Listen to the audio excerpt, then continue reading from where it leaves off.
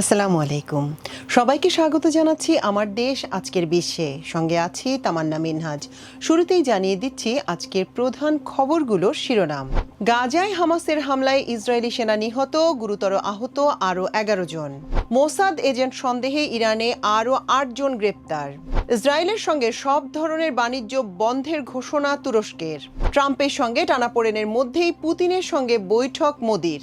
জাতিসংঘ অধিবেশনে ফিলিস্তিনি নেতাদের যোগদান আটকে দিল যুক্তরাষ্ট্র। দর্শক, শুনছিলেন আজকের প্রধান খবরগুলোর শিরোনাম। এবার চলুন জেনে আসি বিস্তারিত। গাজা সিটিতে ফিলিস্তিনি যোদ্ধাদের সঙ্গে সংঘর্ষে একজন ইসরায়েলি সেনা নিহত এবং কমপক্ষে 11 জন গুরুতর আহত হয়েছেন। এছাড়া নিখোঁজ রয়েছেন আরও 4 জন ইসরায়েলি সেনা।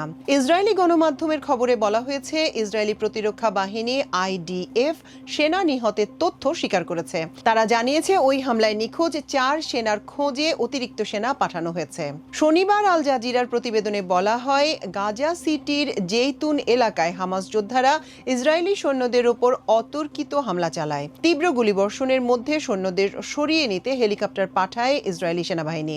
এছাড়া হ্যানিবাল প্রোটেকশন চালু করে ইসরায়েলি সেনারা, যা যুদ্ধক্ষেত্রে সেনাদের বন্দী হওয়া ঠেকাতে ব্যবহার করা হয়। এদিকে হামাসের মুখপাত্র আবু ওবায়দা বলেছেন, গাজা দখলের মূল্য ইসরায়েলি সেনাদের রক্ত দিয়েই চুকাতে হবে। এ ধরনের অভিযানে আরও বেশি ইসরায়েলি সেনা বন্দী হওয়ার সম্ভাবনা বাড়ছে।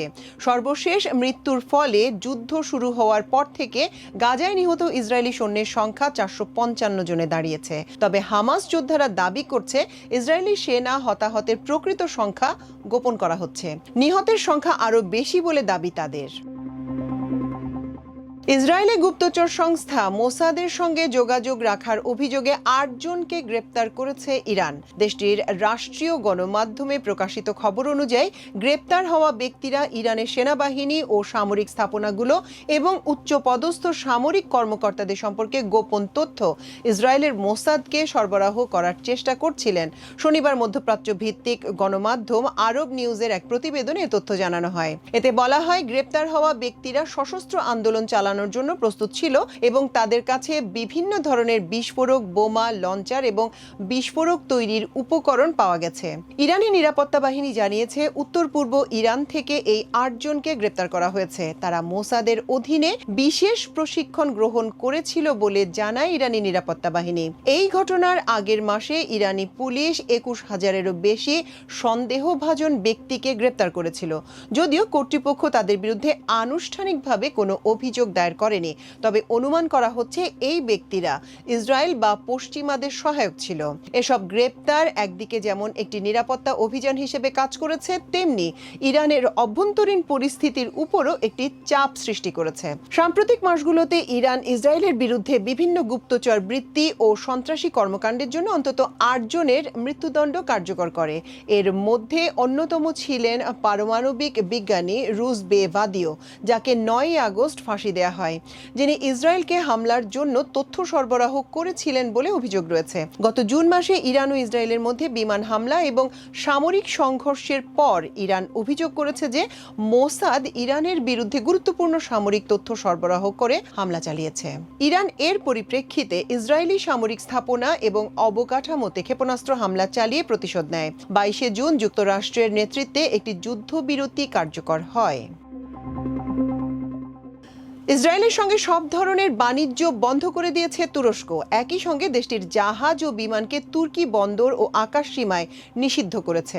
শুক্রবার পার্লামেন্টে গাজা বিষয়ক বিশেষ অধিবেশনে তুরস্কের পররাষ্ট্রমন্ত্রী হাকান ফিদান বলেন, ইসরায়েল টানা 2 বছর ধরে গাজায় গণহত্যা চালাচ্ছে এবং মানবিক মূল্যবোধ উপেক্ষা করছে। এ কারণেই তুরস্ক বাণিজ্য সম্পূর্ণভাবে বন্ধ করার পাশাপাশি আকাশ ও সমুদ্র পথেও নিষেধাজ্ঞা দিয়েছে।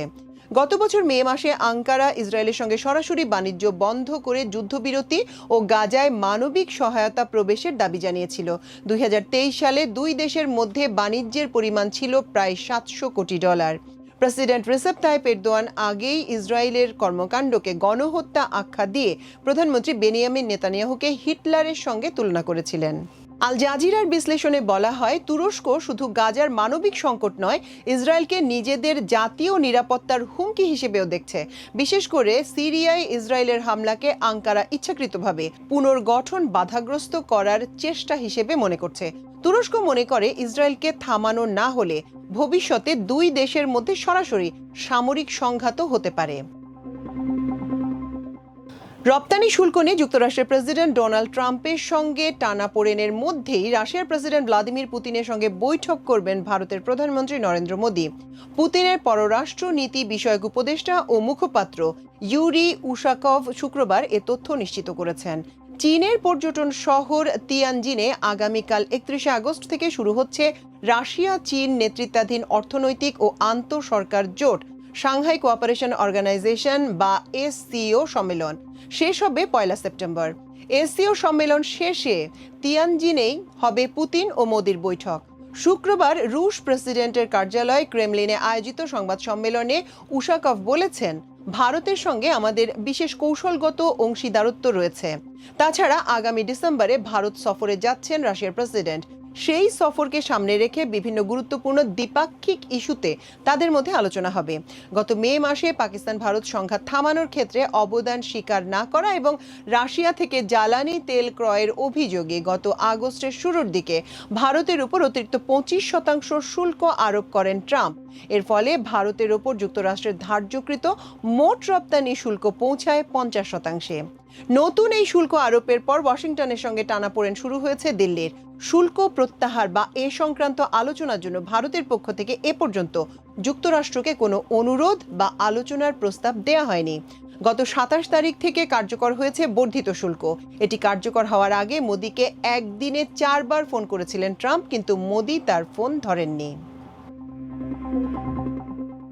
জাতিসংঘ সাধারণ পরিষদের অধিবেশনের আগে ফিলিস্তিনের প্রেসিডেন্ট মাহমুদ আব্বাস ও আরও 80 জন ফিলিস্তিনি কর্মকর্তার ভিসা বাতিল করেছে যুক্তরাষ্ট্র। মার্কিন পররাষ্ট্র দপ্তর এই সিদ্ধান্তের বিষয়টি নিশ্চিত করেছে। এদিকে অস্বাভাবিক এই সিদ্ধান্তকে স্বাগত জানিয়েছে ইসরায়েল। মার্কিন পররাষ্ট্রমন্ত্রী মার্কো রুবিও অভিযোগ করেছেন, ফিলিস্তিনি নেতারা শান্তি প্রচেষ্টাকে ক্ষতিগ্রস্ত করছেন এবং একটি কাল্পনিক ফিলিস্তিন রাষ্ট্রের একতরফা স্বীকৃতি চাইছেন। এই সিদ্ধান্ত এসেছে এমন এক সময় যখন ফ্রান্স জাতিসংঘের এই অধিবেশনে ফিলিস্তিন রাষ্ট্রকে স্বীকৃতি দেওয়ার আন্তর্জাতিক উদ্যোগের নেতৃত্ব দিচ্ছে, যা ট্রাম্প প্রশাসন দৃঢ়ভাবে বিরোধিতা করে এসেছে। জাতিসংঘে ফিলিস্তিনের রাষ্ট্রদূত রিয়াদ মানসুর আগেই জানিয়েছিলেন, রাষ্ট্রপ্রধানদের বৈঠকে ফিলিস্তিনের প্রতিনিধি হিসেবে মাহমুদ আব্বাস উপস্থিত থাকবেন। কিন্তু পরে মার্কিন পররাষ্ট্র দপ্তরের এক কর্মকর্তা জানান, পিএলও ও পি এর অন্তর্ভুক্ত প্রায় 80 জন কর্মকর্তার ভিসা বাতিল করা হয়েছে। মার্কো রুবিও বলেছেন, নিউ ইয়র্কে জাতিসংঘ মিশনে নিযুক্ত ফিলিস্তিনি প্রতিনিধিরা জাতিসংঘ সদর দপ্তর চুক্তি অনুযায়ী অধিবেশনে অংশ নিতে পারবেন। এই চুক্তির বলে যুক্তরাষ্ট্রে জাতিসংঘের কার্যক্রম পরিচালিত হয়। তবে যুক্তরাষ্ট্রের এই পদক্ষেপ চুক্তির সঙ্গে সামঞ্জস্যপূর্ণ কিনা তা স্পষ্ট নয়। চুক্তিতে বলা আছে, যে কোনো দেশের সঙ্গে যুক্তরাষ্ট্রের সম্পর্ক যাই হোক না কেন, বিদেশি কর্মকর্তাদের নিউ ইয়র্কে অংশগ্রহণে বাধা দেয়া যাবে না। আব্বাসের দপ্তর এই সিদ্ধান্তে বিস্ময় প্রকাশ করে বলেছে, এটি আন্তর্জাতিক আইন ও জাতিসংঘ সদর দপ্তর চুক্তির সুস্পষ্ট লঙ্ঘন, বিশেষ করে যখন ফিলিস্তিন রাষ্ট্র জাতিসংঘের পর্যবেক্ষক সদস্য। তারা যুক্তরাষ্ট্রকে সিদ্ধান্তটি প্রত্যাহারের আহ্বান জানিয়েছে। তবে এই সিদ্ধান্তকে স্বাগত জানিয়েছেন ইসরায়েলের পররাষ্ট্রমন্ত্রী গিদেওন সার। দর্শক, আমাদের আজকের বিশ্বের আয়োজন ছিল আজ এই পর্যন্তই। আগামীকাল ইনশাল্লাহ একই সময় আরেকটি নতুন আজকের বিশ্বের আয়োজন নিয়ে আপনাদের সামনে হাজির হব। সেই পর্যন্ত আল্লাহ আপনাদের সবাইকে ভালো রাখুন, সুস্থ রাখুন। এতক্ষণ সঙ্গে থাকার জন্য অশেষ কৃতজ্ঞতা। আল্লাহ হাফেজ।